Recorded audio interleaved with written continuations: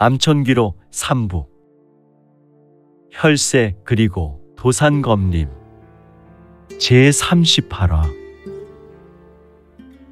복마전 남궁세가 천하쟁투의 시작 4 깊은 협곡의 밤 하늘에는 이미 달이 사라졌고 늦은 새벽이었는지 아름다운 별빛이 장렬하여 대지에 뿌려지고 있었다. 이 깊은 협곡의 거대한 바위 위에 한 사나이가 서 있었는데 은은한 별빛에 비춘 그의 얼굴이 조각과도 같은 인중지룡이 서 있었으니 그의 입에는 핏줄기가 하나가 흐르고 있었다. 아, 관옥과도 같은 인물. 이 인물의 주인공은 유성문이 아니던가. 하! 그는 천천히 양팔을 돌렸고 또한 목을 이리저리 기울여 몸 상태를 확인하려 하였다. 또한 손을 들어 손끝을 보았다. 그러나 그의 손끝이 미세하게 떨렸다. 그리고 온몸에 힘이 들어가지 않았다. 그는 결국 다시 천천히 바닥으로 쓰러졌다. 그의 숨소리가 어둠 속에 희미하게 울렸다.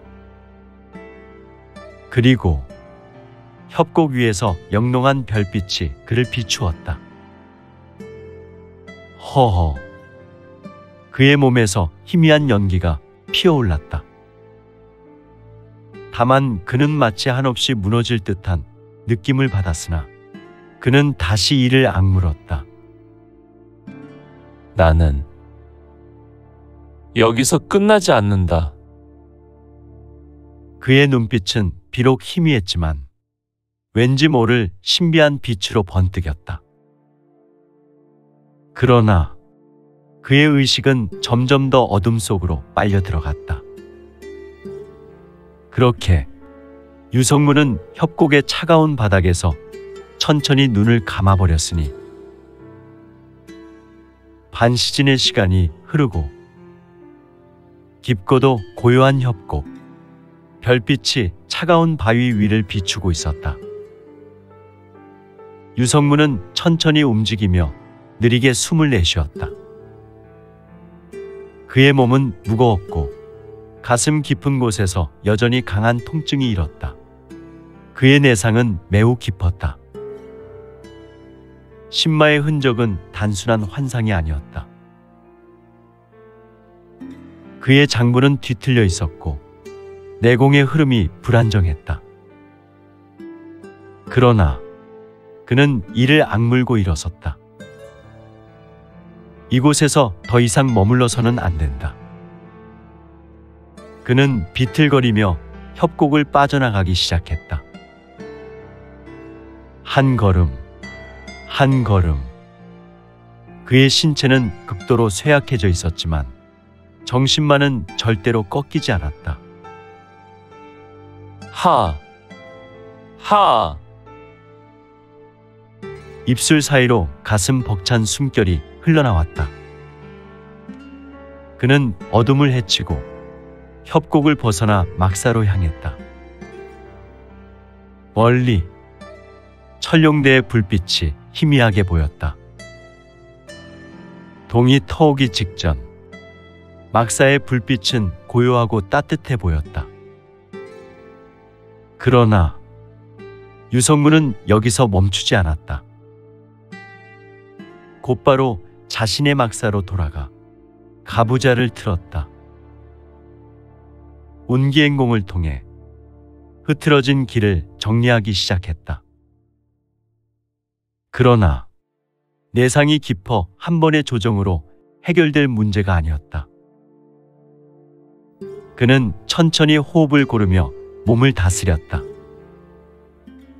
이제 그는 생각을 정리하고 다음을 준비해야 했다. 그의 여정에 지난 새벽의 일은 절대 강자로 나아가는 과정에 지나지 않을 것이기에. 드디어 날이 밝았다. 막사 밖에는 천룡대의 무사들이 바쁘게 움직이고 있었다. 유성문은 검철룡과 남궁정연의 초대를 받아 검철룡의 막사로 향했다. 막사 안, 검철룡과 남궁정연이 이미 기다리고 있었다. 그들 앞에는 간단한 아침 식사가 차려져 있었는데 갓 지은 밥과 따뜻한 국, 절인 채소 그리고 향이 좋은 차 한 잔. 검철룡이 유성문을 보자마자 말했다. 강소엽, 밤새 무슨 일이 있었소? 유성문은 조용히 차를 들며 답했다. 그냥 새로운 심득이 있어서 수련 중이었어. 남궁정연이 유성문의 얼굴을 살폈다. 연공 중에 다친 건 아니죠? 유성문은 고개를 저었다. 괜찮소. 약간의 내상일 뿐. 검철룡은 그의 눈빛을 가만히 바라보았다.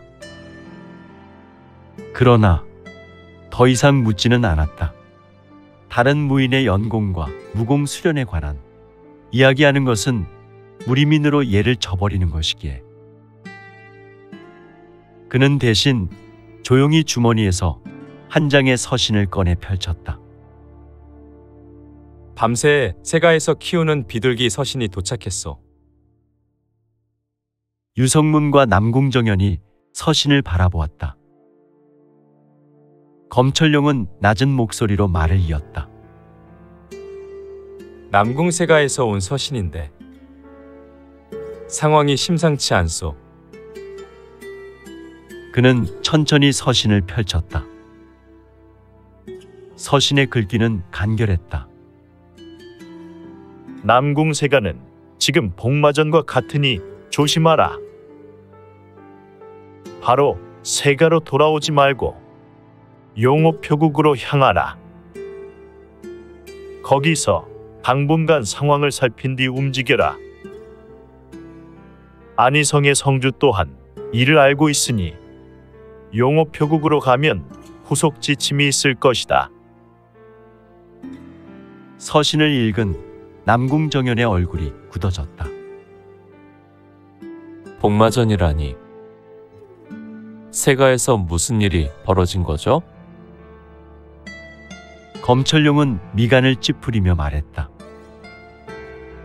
분명히 세가 내부에서 무슨 일이 벌어졌다는 뜻이오. 외부에 적이 침입했을 수도 있고 내부에서 배신이 일어났을 수도 있고. 유성문은 조용히 서신을 내려놓았다. 남궁세가의 반개 세력 중 용호표국은 어떤 곳입니까? 검철룡이 대답했다. 안희성 도성 남부에 위치한 표국으로 전대 남궁세가의 반계에서 운영하는 곳이오. 이곳은 안희성의 대소사 표국 일을 담당하며 성주의 거택 옆에 자리하고 있어. 남궁세가의 보호 아래 움직이는 표국이라 안희성뿐 아니라 중원 전국의 세력이 탄탄한 곳이기도 하오. 남궁정연이 조용히 말했다. 즉, 남궁세가의 상황이 불확실하니 우선 표국으로 가서 정황을 파악하라는 거군요. 검철룡이 고개를 끄덕였다. 그렇구나. 정연아.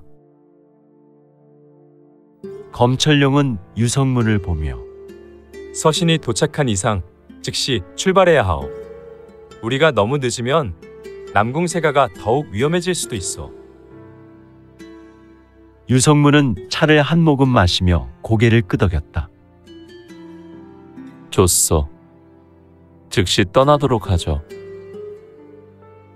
세 사람과 천룡대의 소수 무사는 곧바로 말을 준비했다.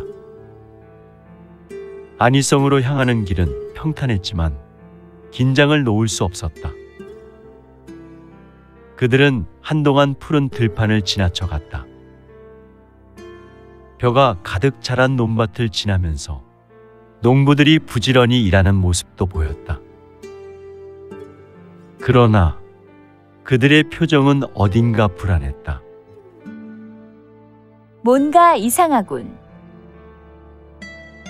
남궁정연이 낮은 목소리로 말했다. 유성문도 같은 생각이었다. 간혹 길 위를 지나는 행인들의 표정이 어둡고 모두 서둘러 이동하고 있었다. 마치 무언가 불길한 기운이 감돌고 있는 듯했다. 한참을 더 달린 후 그들은 마침내 용호표국이 있는 지역 근처에 도착했다. 그곳에서 익숙한 얼굴이 그들을 기다리고 있었다. 유성문은 말을 멈추고 천천히 고개를 들었다. 멀지 않은 곳에 표국의 장표도, 즉 표국의 중임을 맡고 있는 자가 서 있었다. 그는 강인한 체구에 검은 옷을 걸치고 있었으며 눈빛은 매섭게 빛나고 있었다. 그의 옆에는 몇 명의 표사들이 서 있었으며 표국의 깃발이 바람에 펄럭이고 있었다. 그 표두는 유성문을 보자마자 입꼬리를 올렸다. 이거 뜻밖이군. 표국의 은인 강소엽을 여기서 다시 보게 될 줄이야. 유성문도 그를 바라보았다. 그는 예전에 유성문이 산적의 습벽으로부터 구해준 표국의 장표두였다. 그가 낮은 목소리로 말했다. 강소엽, 남궁세가의 사정은 알고 있어. 유성문은 조용히 답했다. 종전 서신을 통해 알게 되었습니다. 표두는 고개를 끄덕였다. 그렇다면 사정이 더욱 급박하군. 지금 당장 안으로 들어오시오. 남궁세가의 일이 우리가 예상한 것보다 훨씬 심각할 수도 있어. 그들의 표정은 어두워졌다. 유성문, 검천용, 남궁정연은 즉시 말을 몰아 표국의 정문으로 향했다. 그리고 그들이 마주할 진실은 생각보다 훨씬 더 거대한 소요가 일어날 일이었으니, 즉 이는 복마전의 한복판이 될 것이다.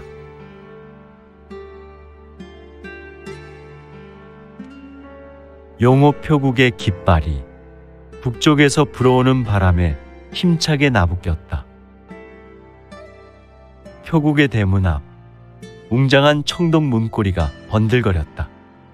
무수한 강호의 인물들이 표국을 드나들었고 여기서부터 중원 전국 강호를 가로지르는 수많은 표행이 시작되었다.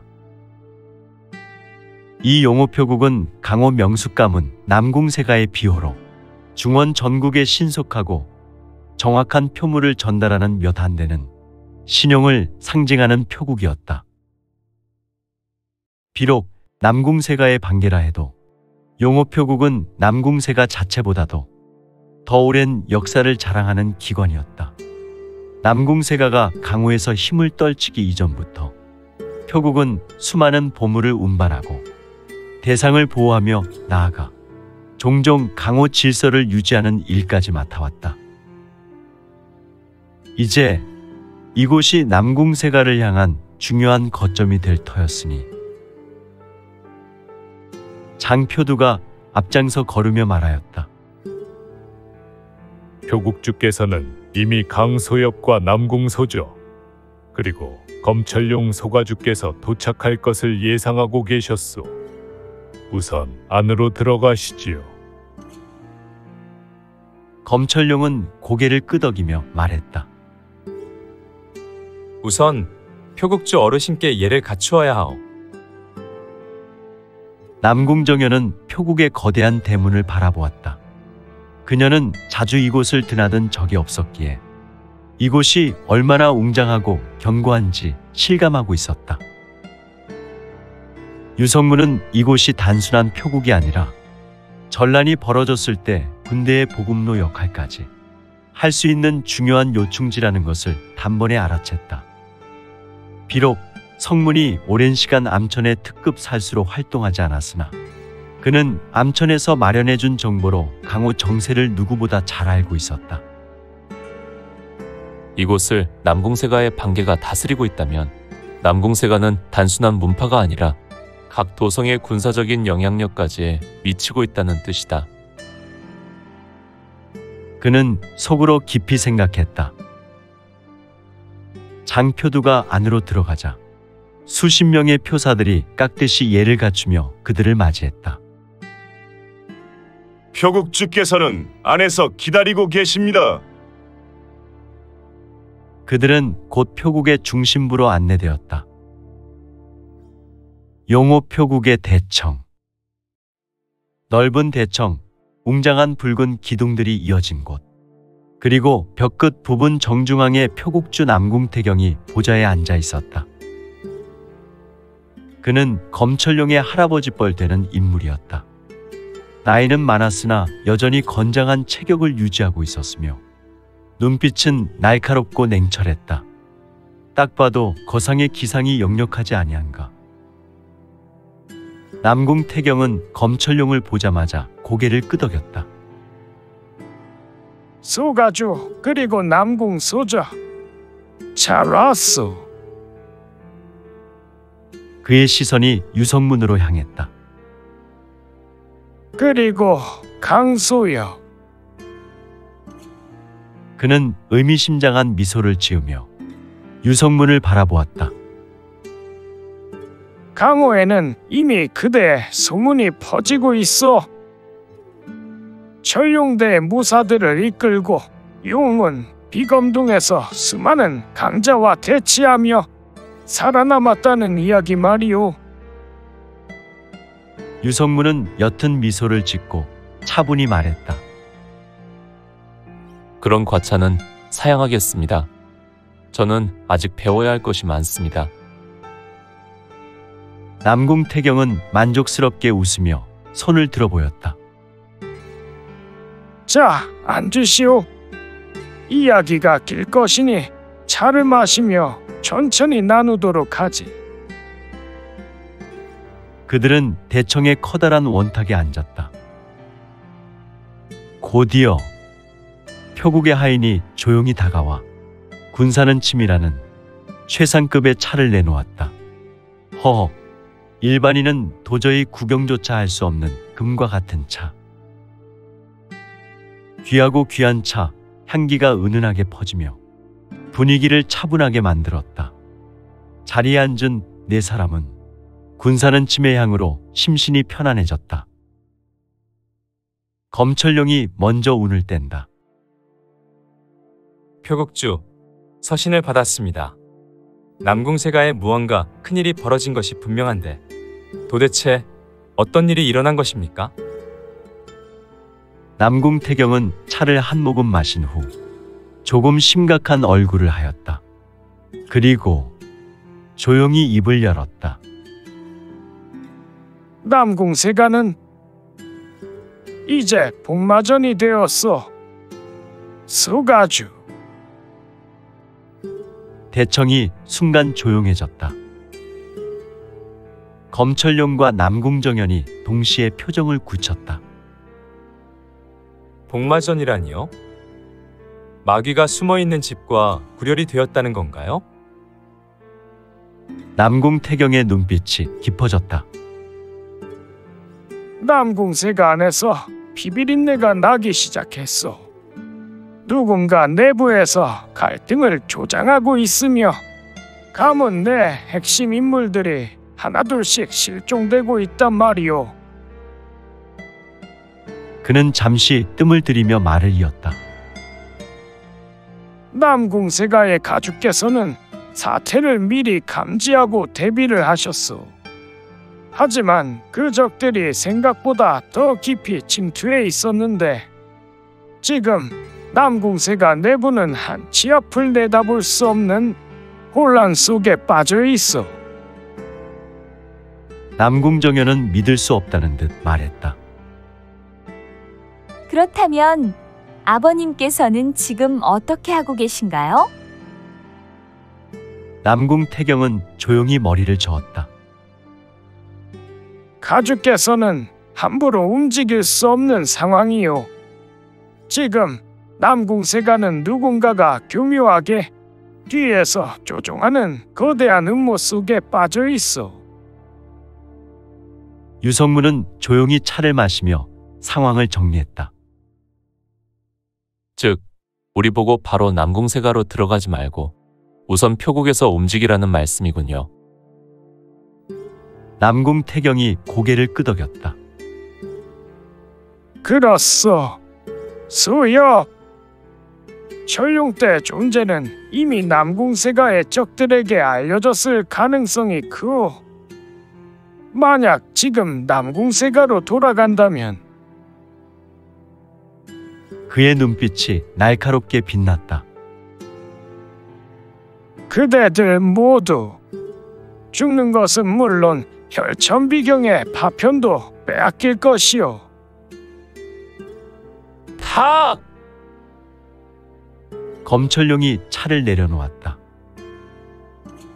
그렇다면 우리의 움직임을 감추고 조용히 접근해야 하겠군요. 남궁태경이 고개를 끄덕였다.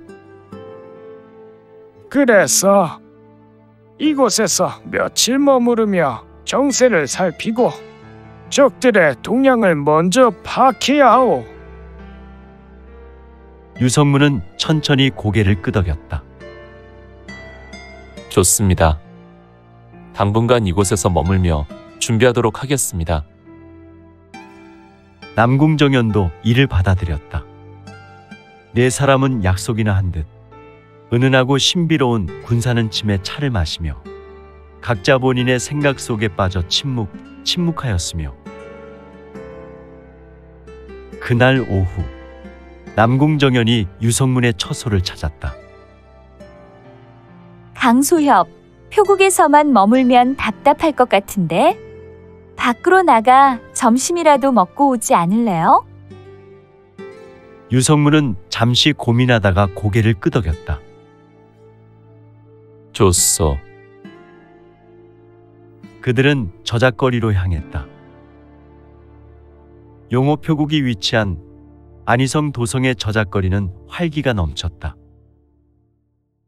시장에서는 활기찬 상인들이 물건을 팔고 서민들은 오고 가며 생활의 기운을 풍기고 있었다.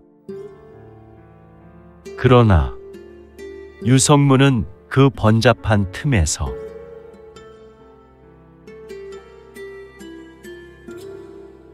안희성 도성 용호표국에서 멀지 않은 저작거리, 북적이는 인파가 오가는 거리에서 향기로운 음식 냄새가 피어올랐다.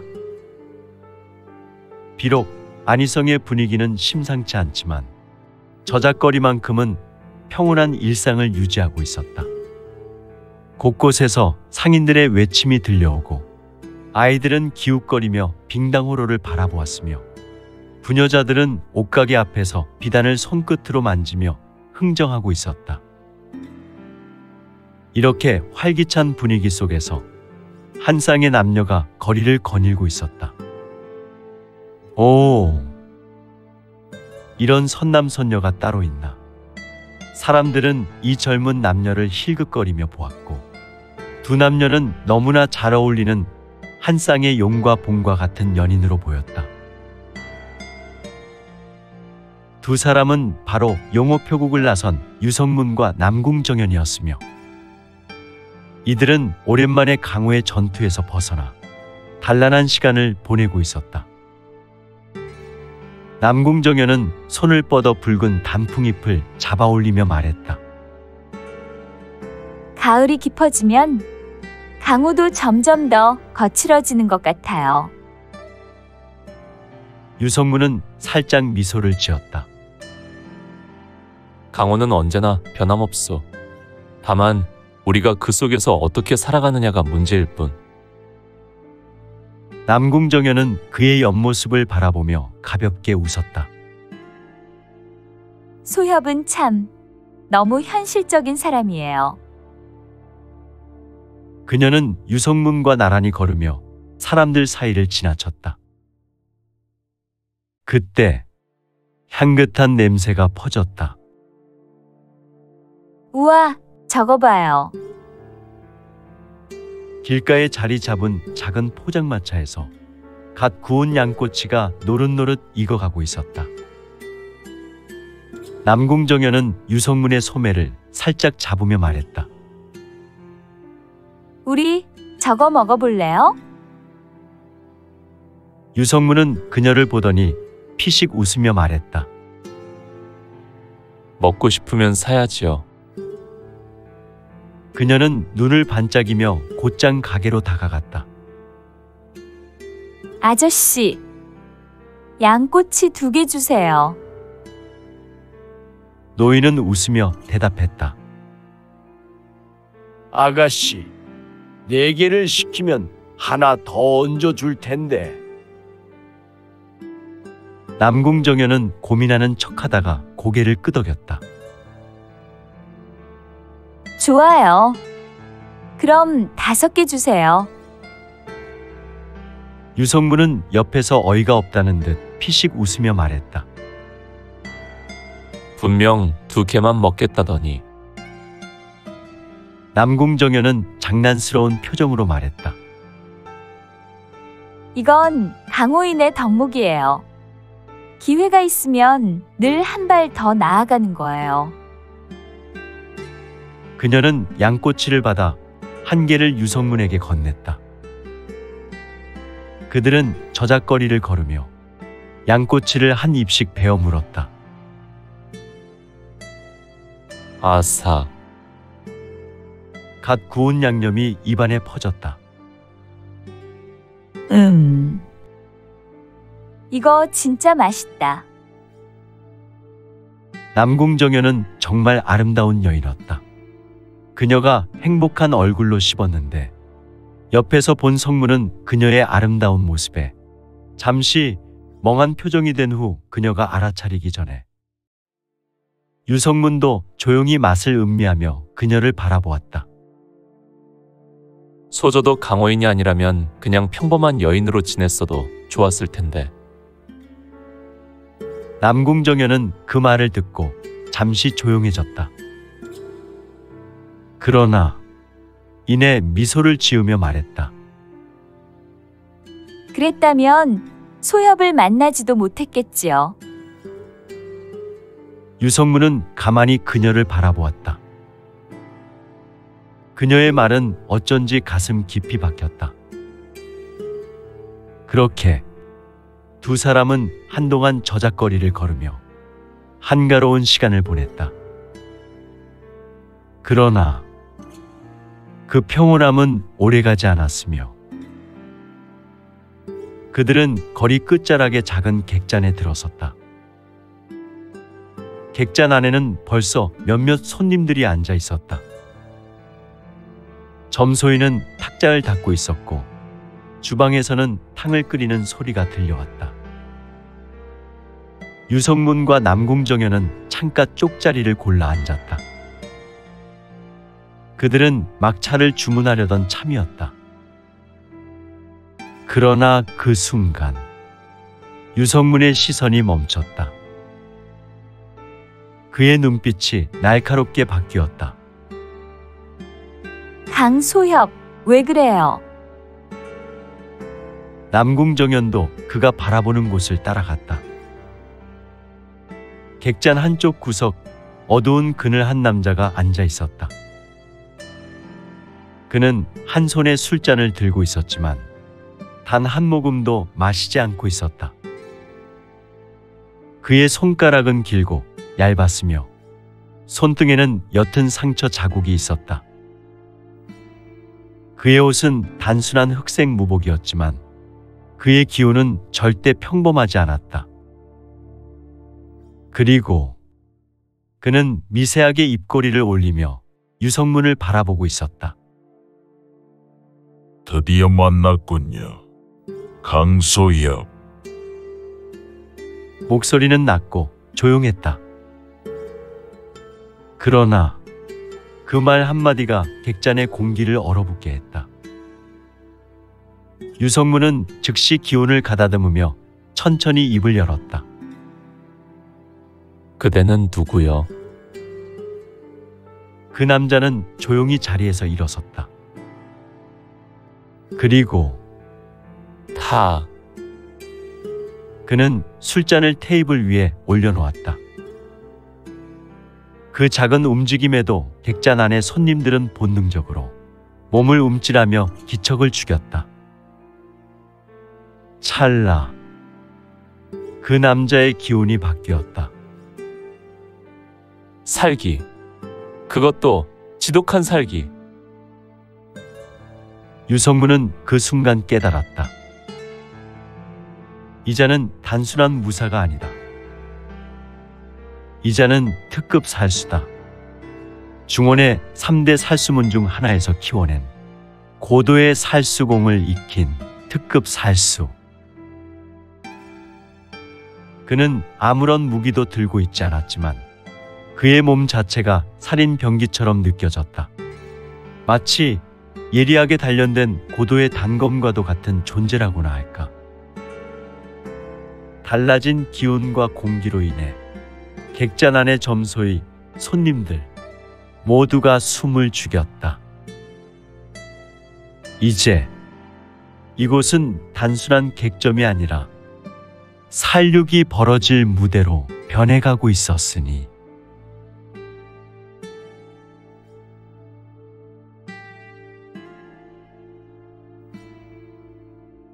오늘 준비한 내용은 여기까지입니다.